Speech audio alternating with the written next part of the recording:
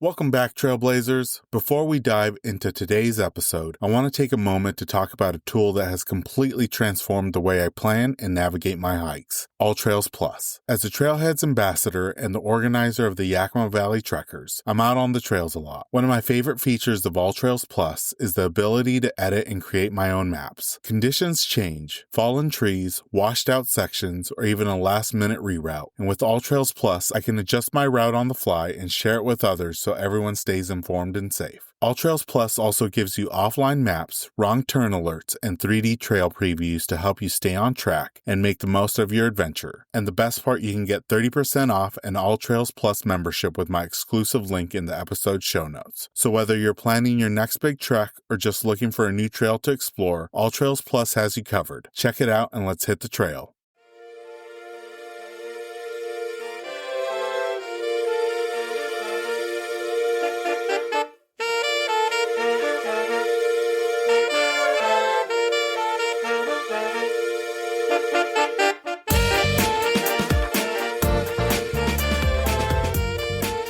Welcome to Season 14 of the Hikes and Mikes podcast. I'm your host, Ivan, and each week we're hitting the trails through conversations with extraordinary hikers from across the United States and beyond. Spring has a way of pulling us back out there. Muddy boots, wildflowers pushing through the thaw, and trails that feel brand new, even when we've walked them 100 times before. There's something electric about this season. When the days stretch longer, the snowpack starts its slow retreat, and the mountains finally say, "Come on up." This season, I've had the privilege of sitting down with hikers whose stories carry the same sense of renewal, of fresh starts, new summits, and the kind of momentum that only comes when you've been waiting all winter to lace up and go. From early season ridge walks and creek crossings swollen with snowmelt to the quiet joy of watching the landscape wake up mile by mile, the voices you'll hear this season remind us that the trail is always calling. You just have to answer. So shake off the cabin fever, air out the pack, and get ready. Season 14 is here, and the conversations ahead are as alive, layered, and full of possibility as a Pacific Northwest spring.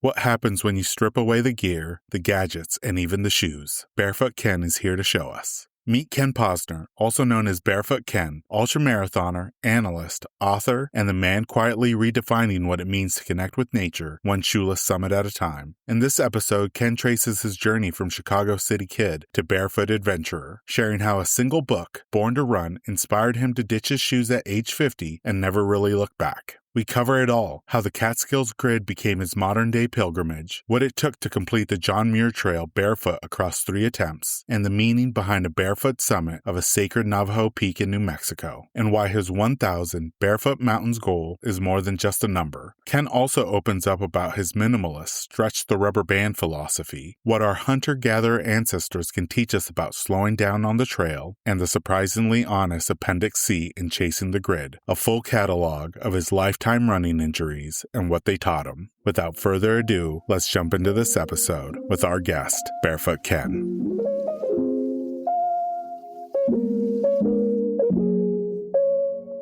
Welcome, everyone, to the latest episode of the Hikes and Mikes podcast. I have a really exciting guest with me today who's going to be sharing about his outdoor experiences and especially how he enjoys the trails in a very unique manner. His name is Ken. You might also know him as Barefoot Ken. Ken, thank you so much for coming on the podcast. We always like to start off by having our guests share a little bit about themselves and how they got started hiking. Hey, Ivan, I'm delighted to be here. Thank you so much for having me on your show. And when I was 12, I grew up in Chicago, by the way, so not a lot of mountains or trails in the city. But when I was 12, the family went on vacation to New Hampshire, and we climbed Mount Jefferson. And we were the original unprepared hikers. We were wearing blue jeans. We didn't have maps or compasses, certainly no fire starter kits. We just walked up. We didn't know any better. And then we had a picnic and we came down. But the funny thing is, I remember that 50 years later. So I think that was a real formative experience. I got into college and, I wanted to go on outward bound. So I did that in Colorado, and I spent just a short time in the Army after college, just 4 years, and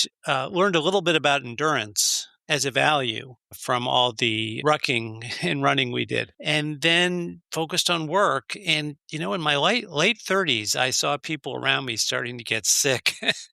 And I got promoted because they got sick. But there was sort of a awkward pattern here. And I was like, if I want to, preserve my health, I better get back into shape. So I started running. And as I got into my 50s, I started to get a little bit of overdoing it on the running side, got a few injuries and pivoted to peak bagging. And the funny thing is, as I've gotten older, you would have thought by now I would have had my fill of mountains and running and trails. But no, it gets worse and worse as you get older. So now I can hardly get enough of it. But delighted to be here on your show, Ivan. And again, thank you for having me. Kind of want to follow up on the endurance piece of it. You've done a lot when it comes to the endurance world. What initially drew you specifically to the mountains over, say, roads or races? Well, it's funny that you ask because I do a lot of running on roads. I love to do, a local 5K on the roads on the weekend, see some friends, just hang out with people. And I'm probably a better road runner. I mean, I've done probably 50 marathons, most of which are road marathons. But the mountains have always been drawing me. And like I said, there was that formative experience on Mount Jefferson. And then I went off to Outward Bound in college. And the funny thing is, when I was about 50, I was out in the Shawangunk Mountains with my dog Odie, and we got to the top of the ridge and we looked north at the Catskills. And I had this distinct feeling that the Catskill Mountains were calling to me. It was not quite the John Muir,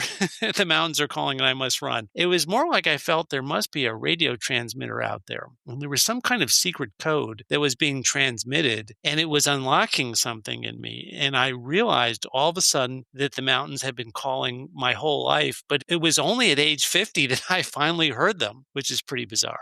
And I know a lot of people are asking the question, especially after they see your nickname being Barefoot Ken. Can you share what made you first take off your shoes on the trail and think, this is something I want to pursue? Sure. And by the way, there was no master plan to emerge as a barefoot hippie in middle age. There was no grand plan to do this. But many of your listeners will remember there was a book that came out in 2009 called Born to Run by Chris McDougall. And it was about the Tarahumara tribe and about ultra running. And McDougall made this point that, shoes are like any kind of technology. They produce benefits, but there's always going to be a cost to technology. And he said shoes can mess you up. The support, the cushion, the protection, that can introduce a subtle distortion into your gait, and it can predispose you to chronic injuries. And, as a runner, I have a long history of injuries. And now that I can look back, I may be one of those people whose shoes,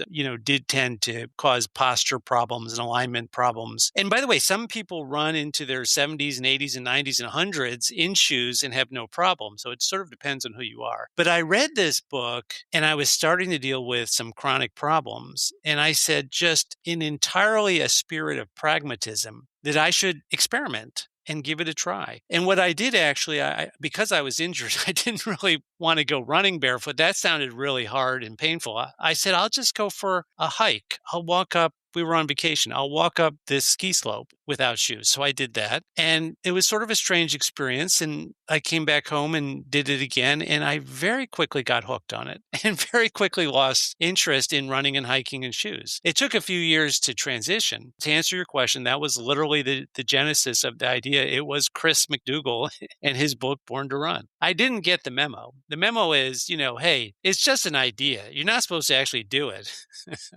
So I did it. And Ken, I've only done it a few times, and it was when I was living in Hawaii, where sometimes the trails were so muddy that your shoes just didn't really serve a purpose. So I would take them off and, climb some of these hills and trails barefoot. But for folks that have never experienced trails barefoot, what is something that you think they're missing by wearing shoes and not going barefoot? So barefoot is strange. Okay, Ivan, because, if I tell you that rocks hurt and moss feels good, that's not going to be surprising to you, right? But I could also tell you, hey, if you get out in the mountains, the sky is blue, the trees are green, and you're going to be like, okay, what does that mean? And so the strange thing about barefoot there's nothing surprising about it, but it's a lot of information. It's a whole new layer of information about the experience. And it has this weird effect of causing you to feel like you're more connected to the forest. You're more a part of it and less like you're just tromping through. It's actually a really powerful effect. And you'll hear a lot of people talk about grounding. And there's this theory about ions or electricity or something. And I'm not I'm not an electrician, so I don't know if that holds any water, so to speak. I think it's simpler than that. I think, we evolved as animals, according to scientists, living practically naked and barefoot out in the forest. And there's a lot of information from our feet about, hey, be careful where you're stepping. It's sort of the original human mindfulness. And I find it to be very engrossing and very calming and very focusing. And that's really the reason I lost interest in shoes. Once I put on shoes, it feels like driving a truck on the highway. Going barefoot it's more like prowling through the forest, like an animal, or it's like being a kid again. And driving a truck is just work. And that's a little bit unfair to shoes, but that's sort of the difference. And you mentioned it was a progression. How long would you say was the journey to be able to, start off on local trails to then doing some of these longer treks barefoot? How many years or months did that take? Well, bear in mind, I wore shoes every single day of my life until age 50 or 51. And whatever you try at age 50, 51 is going to be hard. Don't try learning new languages. Or new sports and things. I'm being facetious. You can start anything at any age, but you're not going to be as flexible as a child, right? So you used to hear about kids taking off their shoes and running on gravel immediately.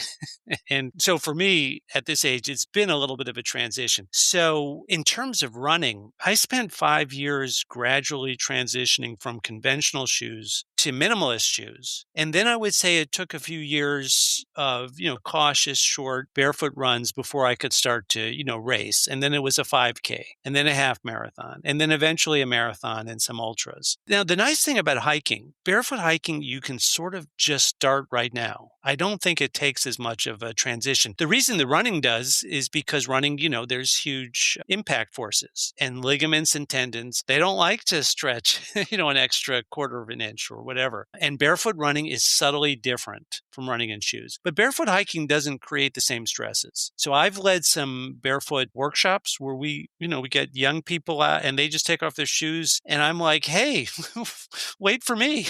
And we've had some older folks too in their 70s. And they took their time and moved very slowly, but got all the way up to the top of the mountain and had a tremendous time. So I think the barefoot hiking is something people can jump into much more quickly than the running. You mentioned stretching, and I know this is a different level of stretching, but one thing that really caught my attention is you talk about stretching the rubber band away from the digital world, which I think a lot of people are trying to do in this day and age. And I feel like the outdoors is that stretching for a lot of us. In your own personal experience, what does that actually look like on a hike for you? Just to state the obvious, when I go to work, I sit in front of a computer all day and I do conference calls and I do Excel and PowerPoint, all the same stuff that a lot of us corporate types do. And I use those tools to try and be productive. That's what we do in the world, and that's great. But I find that it doesn't engage my whole self. It engages my calculating brain part of me. But,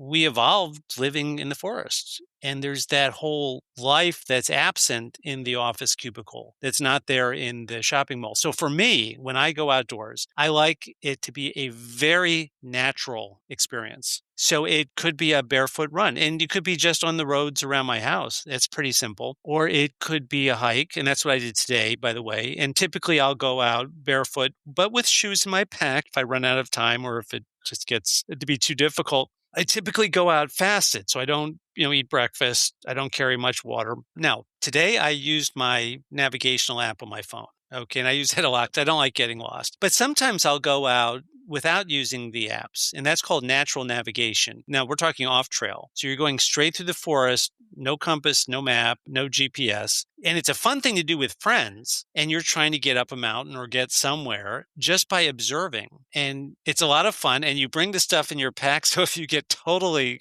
confused, you don't have to be rescued. Other things I've done, on occasion I'll go out at night without lights. And then, I'll do some of the Wim Hof style cold training. So some hiking and running, maybe without a shirt in the winter, depending on conditions. Now, I don't typically do all of this at once. So I won't go out barefoot and shirtless with no food or water or maps in the winter, but those are the different angles. By the way, I call this minimalism. The idea is to get rid of all the junk. And, when the mountains call, it's like they want to know, Ivan, who are you? Not what kind of gear do you have?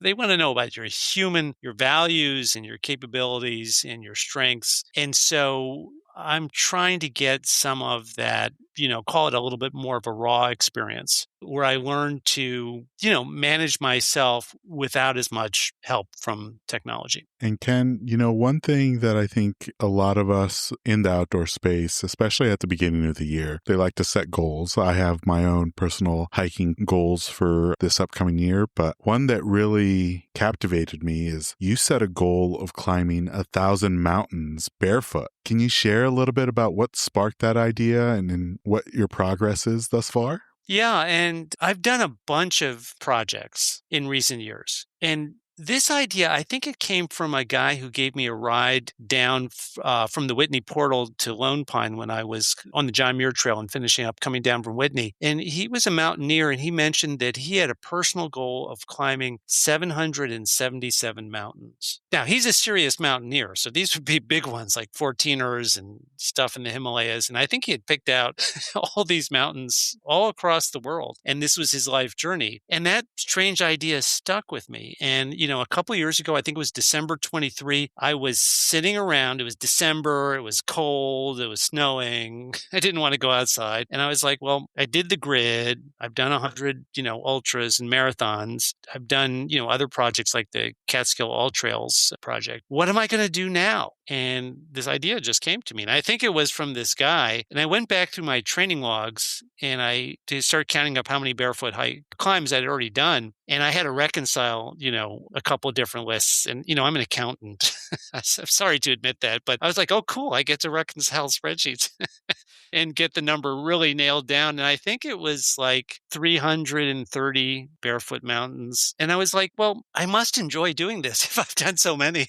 There were two parts to it. I don't know about you, Ivan. Every year I seem to get a little bit older. And so I said, let me give myself a multi-year project. Okay, it's going to force me to age intelligently. I can't go out and destroy myself or I won't be able to finish it. And then let's put a nice big round number on it, 1,000 mountains. And I thought too, here I am. I'm having so much fun with this barefoot hiking. I can't be the only person that would enjoy this. So if I put a big number out there, maybe it'll get some folks' attention and get this sport on the map and just make it more accessible. I think a lot of people would have fun, but they just they're like, if Posner can do 1,000 mountains barefoot, then surely I can do one or two. So that's part of the purpose of it. But the goals are so important because they create energy. And now I've got this project and, it's not my whole life, not quite. I've got stuff to do at work and with family and friends and the community. But when I don't have something pressing to do, I'm thinking, okay, what mountain next? Or what area am I going to go to? When am I going to get out to the Pacific Northwest and do some of those mountains? So it's sort of this undercurrent of enthusiasm. That's why I think it's so powerful for people to have goals and projects. It's such a great practice, in my opinion. Did I read this right? That I think you're already over 600 peaks by now? As of today, 632. 632. Wow. I got 3 today. And I was so upset. I climbed a little one and then I went several miles through the forest only to find the next one was literally surrounded by a construction site. And, I didn't want to go cutting across and people are out there working on it, but I was able to come back and get it from the other side. So I got it after all. And this is going to be a tough question, Ken, because especially, at 632, but let's just maybe focus on 2025. Was there a peak or a mountain that still sticks with you you from the 2025 list? Oh, sure. Well, there are probably 150 of them.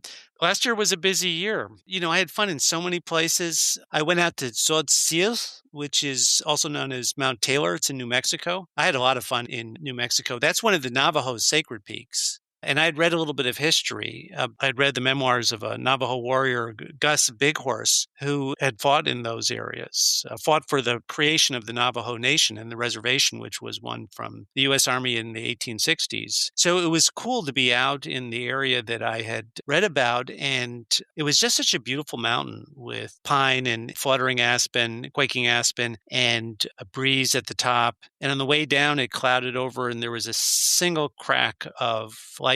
And the Navajo have a saying, Nilchi is their wind spirit. And they say that he will offer good advice to those who keep an open ear. And I sort of felt like he was saying, if there's lightning, you probably ought to keep going down if you're in the mountains. So it was a fun experience. I could rattle off so many other peaks. I had fun out in Los Angeles visiting my cousin and bagging a few peaks out there. And then since I live in New York, I'm always in the Catskills or in Harriman State Park. Both parks are literally only an hour's drive. So every weekend almost, I'm going to be out there adding to my list. And, Ken, switching gears, one thing that fascinated me is that you said that we're at risk of losing our connection to nature. And that was really powerful to read. Can you share with the community, what do you see happening and why does it matter? Yeah, and if you read the American Transcendentalists, Ralph Waldo Emerson, Henry David Thoreau, Walt Whitman, John Burroughs, John Muir, they were observing even in the 19th century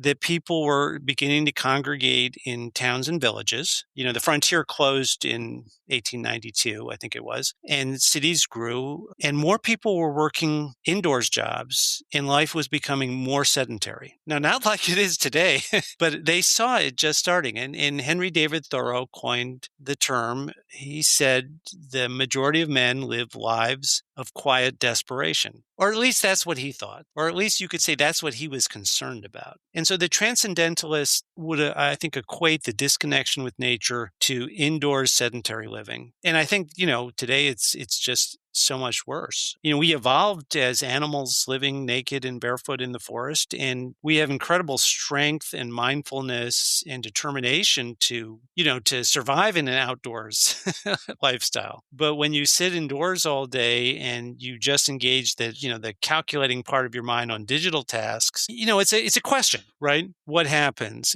And people talk about the rise in anxiety and depression. If you don't have some amount of nature in your life, are you at risk of, a less than totally fulfilling life? That's the question. And, people are different. I wouldn't necessarily go to Elon Musk and say, hey, dude, you need to spend more time outdoors. He's busy, right? So not everybody's the same, but I think a lot of us, in my 50s, I started, and this is despite having done all sorts of hiking and running as a kid in my 20s and 30s and 40s. But in my 50s, I felt this need for more time outdoors. And maybe I'm just different. And other 50-year-olds are like, no, thank you. We'll just hang out indoors. But to me, it's just a source of, vitality and vibrancy. And I don't, if you told me I was, had to spend the rest of my life indoors, that would be like a death sentence. And Ken, one thing I kind of wanted to ask you about, I definitely notice a difference when I'm outdoors in a social setting with a group or maybe just a few other individuals, as opposed to being out there solo with, less distractions or minimal distractions. For you, in this minimalist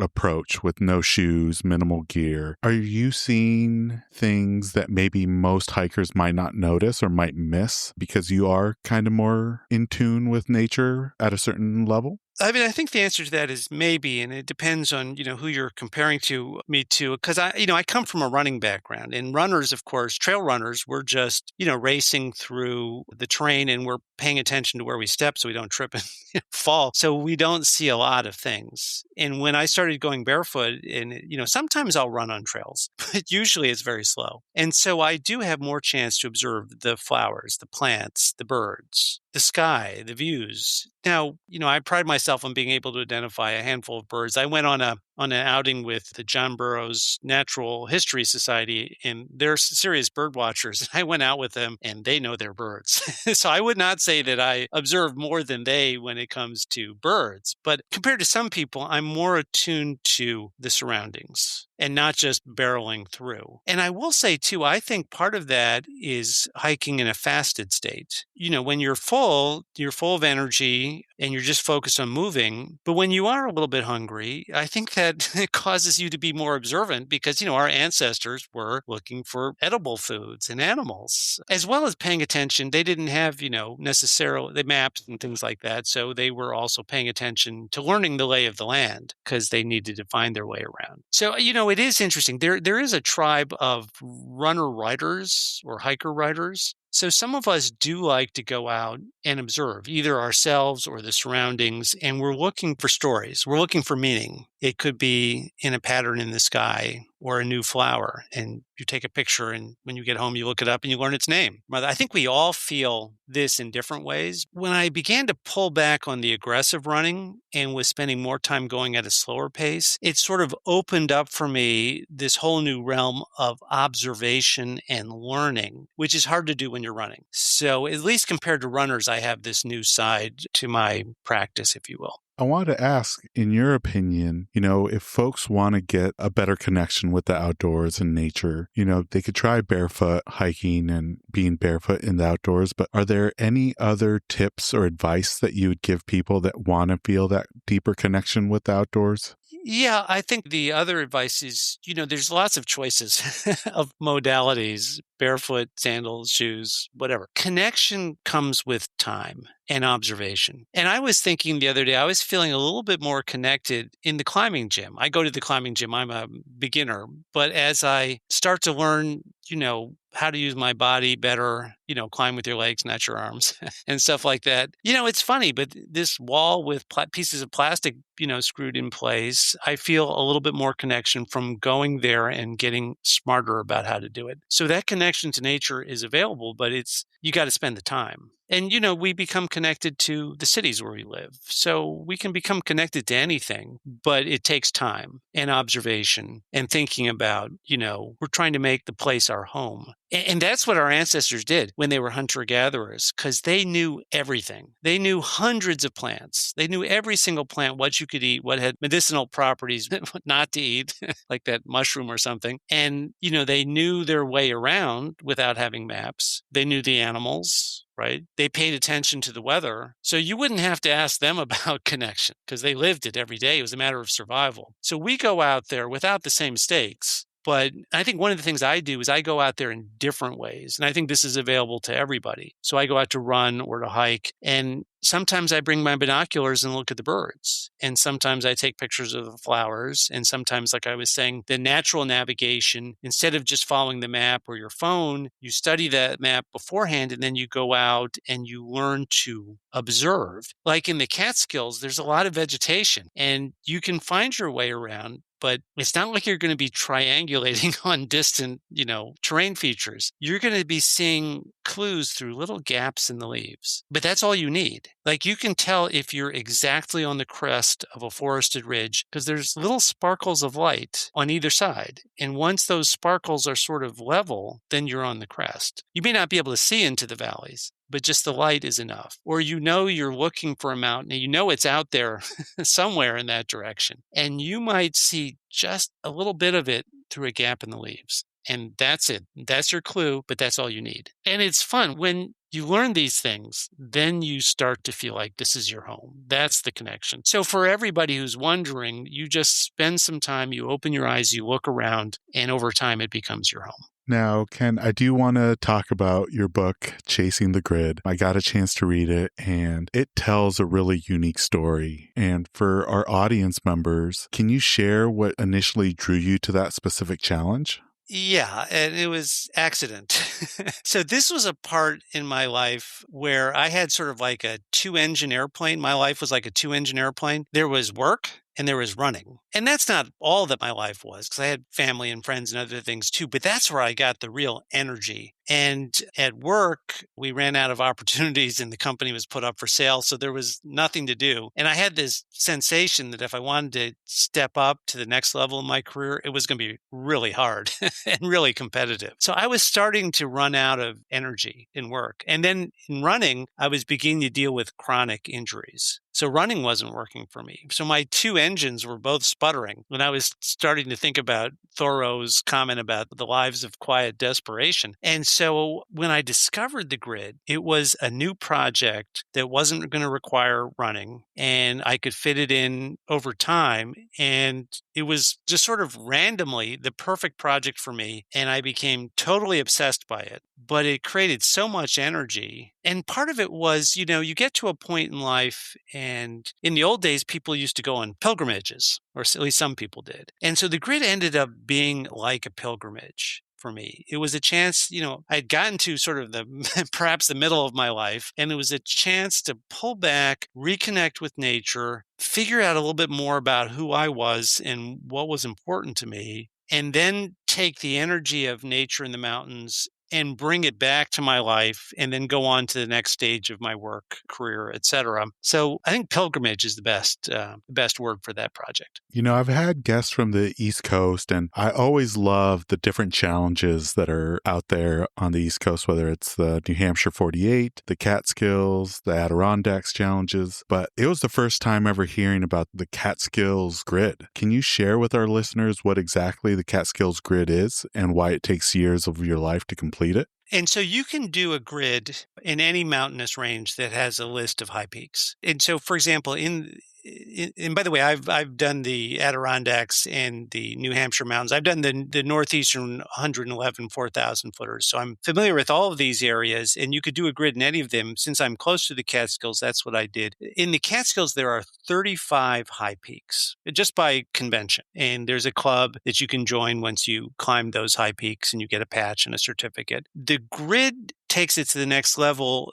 It requires that you climb each of the 35 high peaks in each month of the year. So in the Catskills, that's 35 times 12 is 420. So it's a big project. Now, just to be clear, you don't have to do it in 1 year. You can take as long as you want. Most of us are going to take many years because that's a lot of climbs. Some people will go out and do a grid in a single year. And I think somebody has done it in New Hampshire where you have very serious winter conditions. So that's a remarkable feat of endurance. But the spirit of the grid, it's a big project, but it doesn't require anything special. You don't have to run ultramarathons. Most of these are just day hikes. The purpose of it is really simple. By spending a lot of time in the mountains, you get to know them really well. And you see each peak through each month of the year. And probably you go up at different ways as well. And also, as you're doing this, probably, hopefully, you'll learn a little bit about yourself. And particularly about what you're like in a natural setting. What's your natural self? Because we know what our digital self is. That's our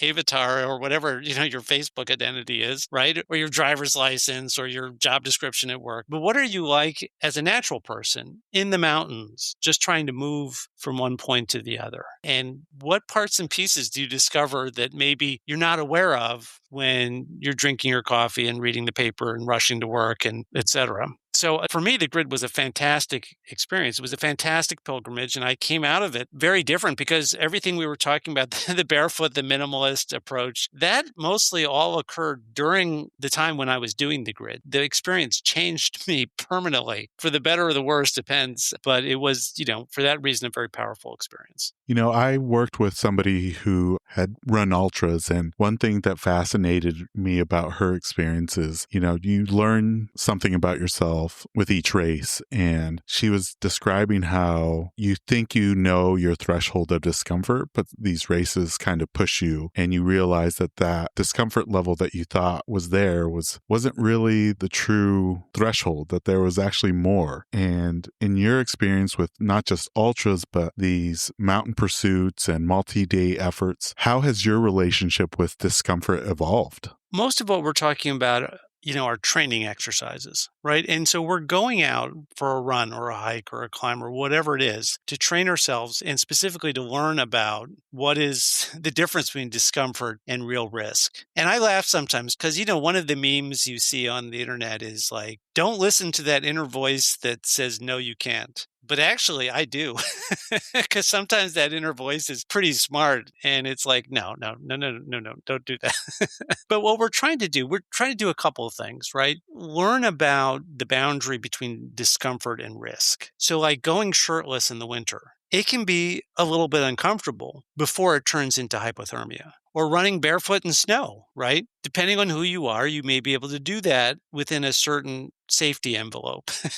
And if you go too far, you may find that cold weather injuries are extremely painful. But all of these training exercises, share something in common, which is we want to be able to make decisions in higher stress regimes, right? Whatever the stress is, it could be the fatigue of running many miles. It could be cold. It could be thirst. It could be hunger. We want to be able to manage ourselves. And these kinds of exercises can be incredibly self-empowering, because if you get to the end of the 5K or the 50K or the 500K, whatever you're doing, and you get to say, I did it. I managed myself through a difficult, high stress exercise where I felt discomfort or pain or whatever went wrong. You go back, you may not be able to manage your spouse or your boss or the political or the economic environment, right? That stuff is all outside of our control, but at least you know that you can manage yourself. And people talk about the runner's high. And I love how the neuroscientists start spouting all these chemicals that are supposed to be flowing through the brain, which is, reductionist and pointless. What happens when you prove to yourself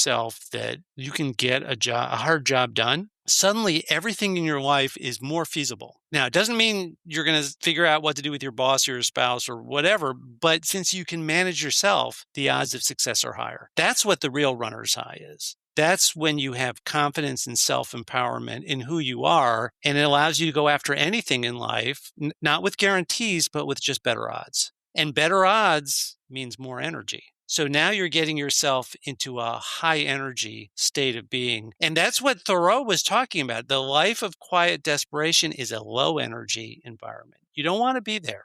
You only get one life, as far as we know. So you don't want to be in a low energy state. You want to be in a high energy state so you can do things. Ken, one thing that I noticed in your book that really caught my attention, and I wanted to ask you a little bit more about it, is Appendix C in your book is literally a list of all your running injuries. And I'm hoping that you can share with our listeners kind of the reasoning behind putting it in the book, and what do you hope readers can take from it? Yeah, so Ivan, that's a tough question, actually. So for your listeners, Ivan's correct. Appendix C in the book, Chasing the Grid, is a list of my lifetime running injuries. And I put that in because I thought I had experienced at that point every possible running injury, but I was wrong. See, that list keeps growing.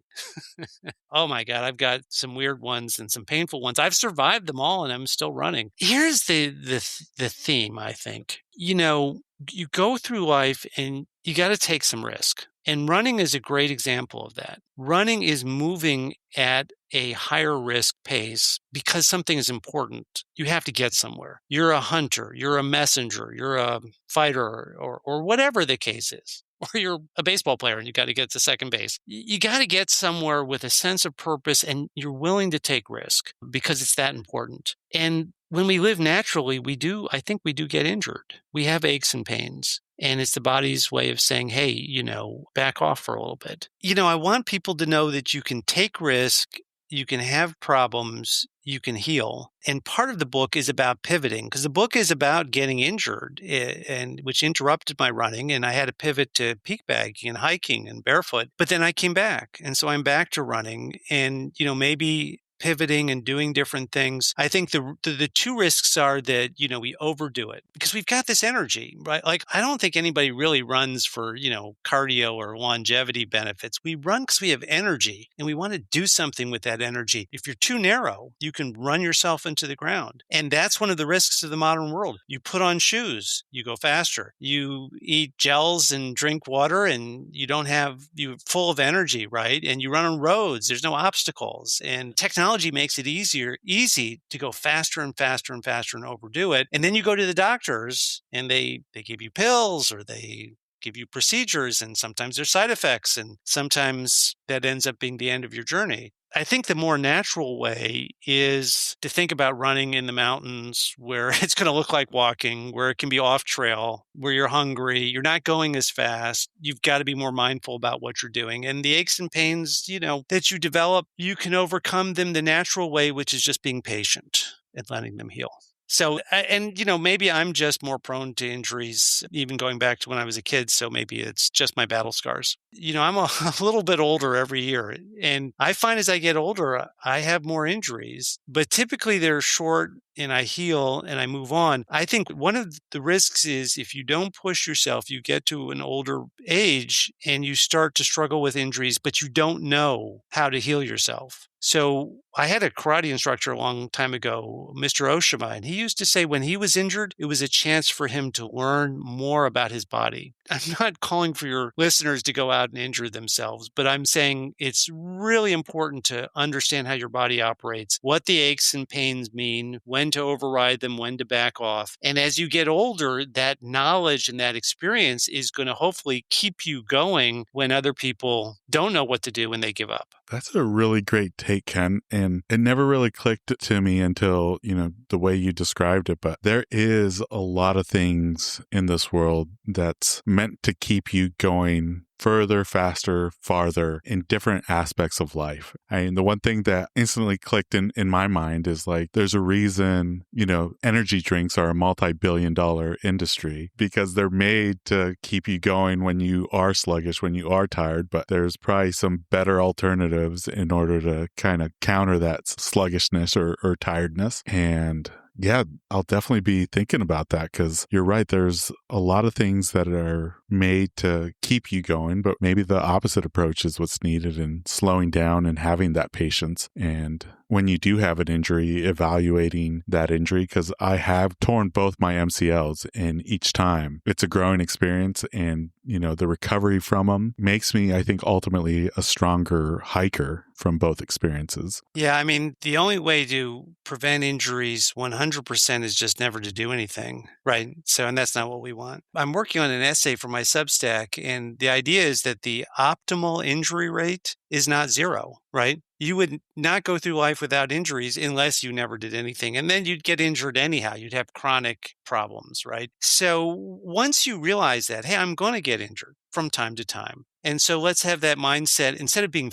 afraid of it. And then instead of having, a crisis when it happens, right? Understand that it's a chance to learn more about yourself and pivot a little bit towards recovery or other activities while that part heals. Now, Ken, you've written books and you have your Substack. I'm wondering if writing about your hikes has changed the way that you experience them in real time, or maybe it doesn't have an effect. Sometimes it does and sometimes it doesn't. And sometimes I'm just going out to bag another peak for my, my list, my 1,000 mountain goal, right? And it's not mindful, it's not thoughtful, it's just go do it. But sometimes I have a particular thought in mind. And so I'm sort of going out to test a thesis. So, for example, I have a friend, Rich D'Ambrosio, who writes on Substack about the masculinity crisis, which is a topical issue for many people today. And he raises this question, are men, in some cases, disconnected from their emotions? And I thought about that, and I thought, no, that doesn't make any sense. But then I was talking with some young people, and they were like, yes, that's how we feel. So I was like, this is a bigger issue than I realized. And I was heading out to do some hiking in Arizona. And I said, I'm going to do an experiment. Each time I climb a mountain, I'm not just going to check it off my list, but I'm going to ask myself the question, what emotion am I experiencing? And for a couple of the hikes, it was clarity, or it was determination, or it was even wariness and fatigue. So that was fine. But the last one, I got to the top and the mist cleared and there was this vision of a tower of volcanic rock in the mists. And it was just astonishing. I came to this conclusion that the connection to emotions starts with nature. And if you have that foundation to your life, the emotional power from those times when you're in the mountains and you feel something really powerful, then you can go back to the rest of life and And a lot of that just becomes practical decisions. By the way, I was just reading a book by Tom Brown Jr. He was a fellow known as the Tracker. He lived in the Pine Barrens in New Jersey. So he was a survivalist and a naturalist and a very talented tracker. And when he was a kid, his friend's grandpa taught them how to, live in the forest and track animals and hunt and survive. His friend's grandpa was a Lipan Apache. His name was Stalking Wolf. And he explained this concept of good medicine. Good medicine is an experience you have in nature which is remarkable and overpowering to some extent. And so when I saw that vision of the volcanic tower, it was very powerful. So part of the writing too is realizing that there is this idea of good medicine in the mountains or in nature. And I'm trying to capture that in my writing and share it, right? I want to share that power when I'm privileged to have one of these experiences. I want to try and share it through my writing. But sometimes the hikes are just, let's get there, let's get that mountain, let's add it to the list and let's move on. But, I'll make one more point, Ivan, at the risk of beating a dead horse here. But like I said, there's a bunch of us who are runner writers or hiker writers, and the experience is so meaningful to us that we want to share. And plus, maybe we like writing. Writing is one way that we share and communicate. And so part of it is when you have a meaningful experience, you want to share it, you want to write it up, whether you publish on Substack or you just keep a journal for yourself, or maybe you draw pictures, right? It could be many different ways. Once you realize that there are powerful experiences and meaningful experiences, then you start saying, well, hey, maybe I should go out and look for them, right? And so then it's not like every hike that you do is going to be some huge deal. But, like the mountain I mentioned in New Mexico, it was very meaningful to me because I had been reading about the Navajo. And so to go out and visit one of their sacred peaks was very meaningful to me. And so there is a mindset where, you have one life, so why not go out and look for meaningful experiences instead of just waiting for them to happen? Yeah, and I think a lot of thru hikers, when they're on these iconic trails, I think there are some of these core memories that they'll have for the rest of their lives. And, there are those iconic meaningful experiences, and you were able to do the John Muir Trail. And I'm wondering if you can share a little bit about what that experience was like, because you did go barefoot for large sections of it. Yeah, and I went out, it took me my goal was to do the whole thing barefoot. And the first year I did most of 70% of it barefoot, but not all of it. And being stubborn, I went out the next summer and I did 80% of it. So it took 3 visits before I could do the whole thing barefoot. And it was hard. It was hard. That's one of the harder things I've done, I think, because, it's interesting. Barefoot gets you that contrast, that intensity from the full range of experiences. In the valleys in Yosemite, the trails are beautiful, sandy, soft, sandy trails. But going over the passes, they're just rocks. It's just rock cobbles, grapefruit size rocks. And it's tough. I had a couple of reactions besides just appreciating the splendid alpine beauty of the place. I thought about our ancestors, and you're starting to notice that's a theme with me. And I thought about how our ancestors, if you went back to hunter-gatherer times, they were mostly barefoot and they would have had much tougher feet than me. But still, when they had to go somewhere and it was important, their feet would have hurt, just like mine, right? And so there's that connection. And a lot of times I'm thinking about people in the distant past and living, quote unquote, more natural lives or closer to nature than where we are today. And I'm so curious because I want to understand what people are like with technology and without technology. And then I can draw a line between the two and see where life is better and where it might not be better. The other experience I had when I finally made it on my third try, when I finally made it down from Whitney and got down into Lone Pine and checked into a motel, got a room, no air conditioning, slept very poorly. My feet hurt. But the next day I got up early and went to breakfast, and I noticed that the world had become very still and quiet. And it stayed that way for a day and a half. And then all the noise came rushing back in, all the emails and beeps and everything else and traffic. So I got a little experience of the stillness and the quietness that maybe our ancestors had quieter lives. Who knows? We weren't around back then. But when you read, you realize there's this feeling of irritation in the modern world that is basically information overload. And you can read about it 100 years ago, a couple hundred years ago. So I think it is the reality that we have loud and distracted lives moves today. But it was a very powerful feeling. And so I feel like we can recover some of that stillness and some of that quietness, but it takes the full mind body effort. You have to live, I think you have to live in a natural way that gets the whole body working. And whether you have to do the whole John Muir Trail barefoot or I don't know. We're all different. But I think you have to do something. You have to get out of the office cubicle. Have to get off your recliner, off the couch, and you have to get out there and do something that's hard to recover that stillness. That's my theory. That kind of leads to the next question, Ken, is if folks listening to this are interested or curious about trying barefoot hiking, any advice or tips that you would give them to have a safe start? Yeah, and I do want to pitch barefoot to people because look, I mean, you could go do a solo free climb of a skyscraper like Alex Honnold, but he'll tell you it took 30 years of training and you better know what you're doing, right? Or you can go run an ultra marathon, but that takes training and effort too. The simplest thing in the world, if you want to get that connection with nature, is just take off your shoes. It's that simple. It's that easy. And put them in your pack.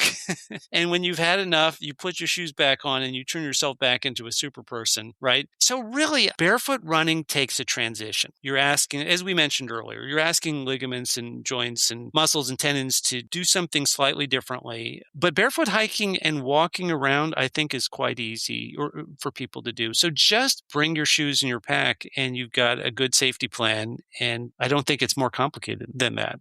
It's the ultimate simple. It doesn't require any special gear or any training.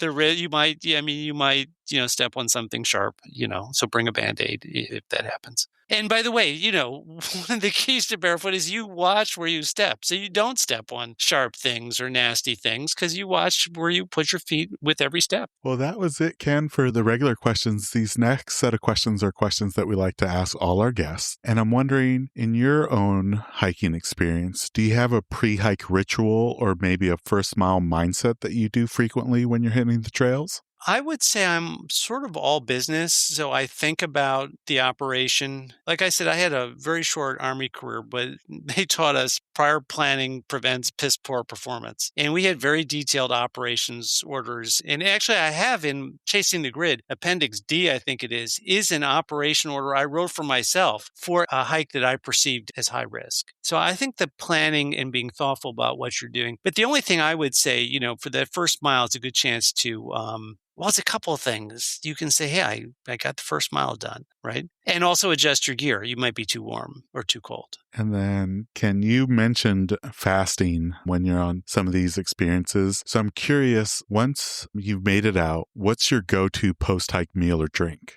It's funny. At one point in the grid, I was out on a fasted hike and I was thinking, as I often did, I'm going to get a pizza and a frosty mug of beer or whatever it was, right? And then it dawned on me, it was like, hey, you're not out here for the pizza. The pizza doesn't matter. The beer doesn't matter. You're out here for the good medicine, for the experience. So that's a long-winded way of saying I don't really think about it quite that way anymore. But in the spirit of full disclosure, I do drink a lot of cappuccinos. So, and we get addicted to all this stuff. So that might be high on my list when I finally make it back. And then as a minimalist, I'm wondering what's the one piece of gear that you'll never compromise on? Shorts. Because you can go shirtless and barefoot, but there are laws against indecent exposure and you don't want to startle somebody on the trail. But I'm always going to have my phone with me for the maps as a backup. So that would probably be one that you would not see me on the trail without. And then on the flip side, has there been a most overrated piece of gear that you've relinquished?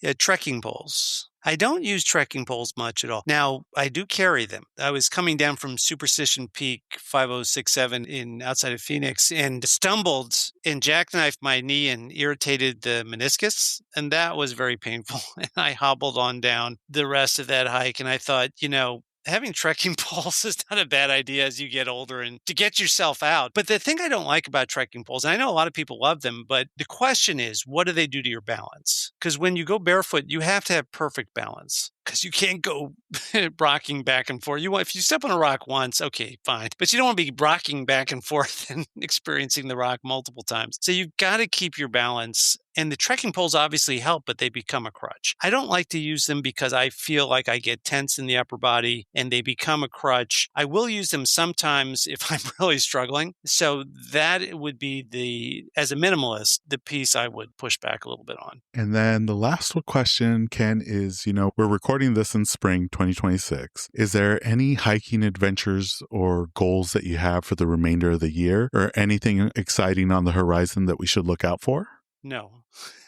No, I'm working on my 1,000 Mountains project, and I haven't figured out what I'm going to do in the summer yet. I haven't made any commitments yet. So there will be cool things for sure, but they're not. I don't know what they are yet. And I have to be careful. If I say something publicly, then it becomes a commitment. So there's some things I'm close to signing up for, but I haven't signed up for them yet. There you go.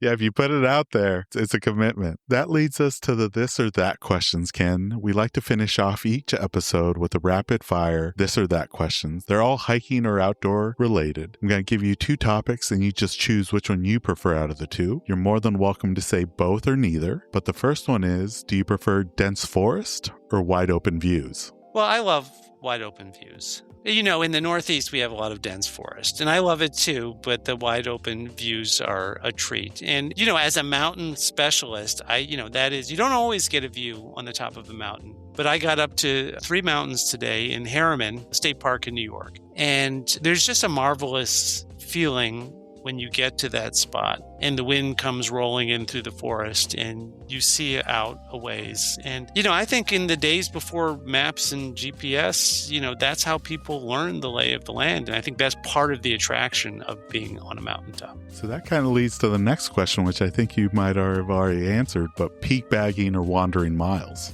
Well, right now I'm on this peak bagging project, but there is the question, once I get to 1,000, and I did have fun on the John Muir Trail. So there is a question whether I might at some point go out and do some more trails. We have a beautiful trail here in New York. It's called the Long Path, not the Long Trail, the Long Path. If you remember Walt Whitman's Song of the Open Road, he called it the Long Brown Path, leading wherever I choose. So we just shortened it to Long Path. So that might be fun to do again at some point. But for now, I've got my project, so I'm very focused on peaks for now. And then this next one is about accommodations. Do you prefer cabin stay or tent camping? It's funny. I'm gonna take this and sort of complicate it a little bit. In my business career, at various points, we got to stay in very fancy hotels, and I've also stayed in lean-tos, and I have my my tarp. So the preference would always be the lean-to or the tarp, never the hotel, if that was the choice. Now, in the spirit of full disclosure, a lot of what I'm doing these days is just day hiking, so I end up in a hotel of some sort. But the preference is always to be as natural as possible. And the thing about hotels, and I stay in the same brand, and I have points and everything, and they're nice, but you can't open the window. Like hotels, you can't open the window anymore, right? Sometimes they used to be, but somebody came through and bolted them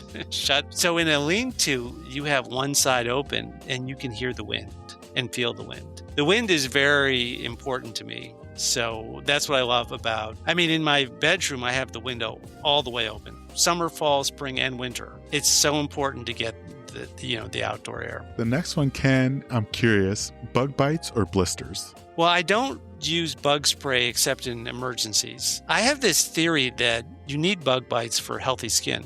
Maybe not too many, but remember our ancestors evolved in the forest without bug spray, which means the skin sort of is expecting to be bitten, right? To some extent. So there's that question whether you need it's like we were saying, you need some stress, you need some rough stimuli, you need to be poked and prickled a little bit. So I guess I would take the bug bites. It's hard to walk with blisters. I don't get blisters barefoot, but I haven't had any as long as I can remember, but I'd rather not have more blisters. And then this next one's our most controversial one. Do you do music on the trail or even like an audiobook or podcast, or are you only nature sounds? Only nature sounds. And then I'm curious about this next one.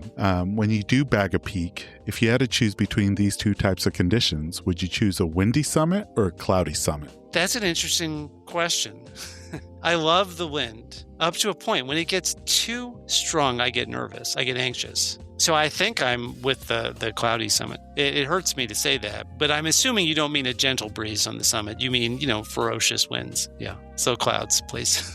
And then the next one, Ken, if you had to choose between these two, national parks or hidden gems? What do you mean by a hidden gem? Something that maybe hasn't hit social media yet, that's still maybe a locals or something that hasn't been well publicized. It doesn't matter. That one doesn't matter to me because I'm focused on some specific location for some specific reason. I appreciate the national parks. I appreciate the local jurisdictions, but I don't really care. And then this next one, I think I know the answer, especially where you're based out of. But spring wildflowers or fall colors? Oh, that's a hard one because we have both out here. Can I put a tie? By the way, I mentioned this in Chasing the Grid. One year I opened my eyes and noticed the red maples. And obviously the red maples have wonderful red foliage in the fall. But in the spring, their seed pods are startling bright red. And right now, today, actually, I saw the red maples. The bloom is just starting, the bloom of the seed pods and the buds. And it's as spectacular in the spring. It's a little more subtle, but it's just as spectacular in the spring as in the fall. So if I'm allowed to, I would go for a tie on that one. I love the flowers too. We've got a local grasslands, which maybe that's a local gem, although it is, the feds oversee it. But it's a prairie grass, so it's unusual in New York to have prairie grass. But just the profusion of flowers with the ragwort, which is yellow in April, and then the waves of color are just astonishing. So I got to go for a tie on those two, if you'll allow me. No, definitely understandable. Now, the last one is, Ken, do you prefer type 1 fun or type 2 fun? Well, as a barefoot hiker, I'm into type 3 territory. Type 3 is when it's just out of control. Type 3 is when you get humbled. But if I'm forced to pick from those two options, I don't do type 1 fun. I don't know what that is.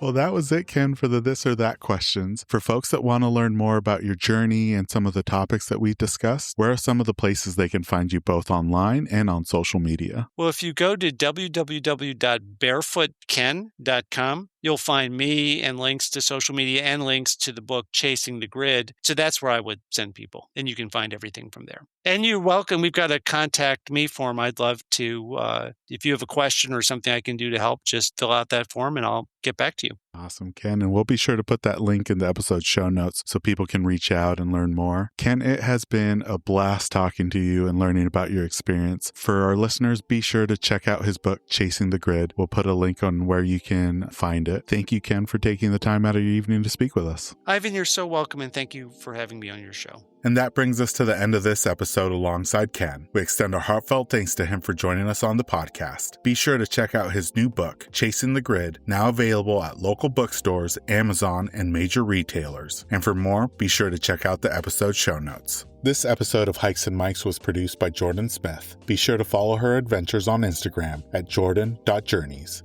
New episodes will drop every Monday throughout the spring hiking season, with the occasional Friday bonus episode along the way. To make sure you never miss a moment of these inspiring trail stories, hit that follow or subscribe button. Your support truly keeps this community moving forward, one episode at a time. Don't forget to connect with us on Instagram at Hikes and Mics. That's where you'll find behind-the-scenes episode visuals, my own spring hiking adventures, and plenty more to keep that fresh air stoke alive as the season heats up. As we wrap up today's journey, remember, the trails are waking up, the wildflowers are on their way, and there's never been a better time to get out there and explore. So tread those happy trails, soak in the sunshine, and keep chasing what's just around that next bend. Until next time, my fellow hikers, happy hiking. This episode's music was created by Ketsa. Follow along with him on Instagram at Ketsa Music.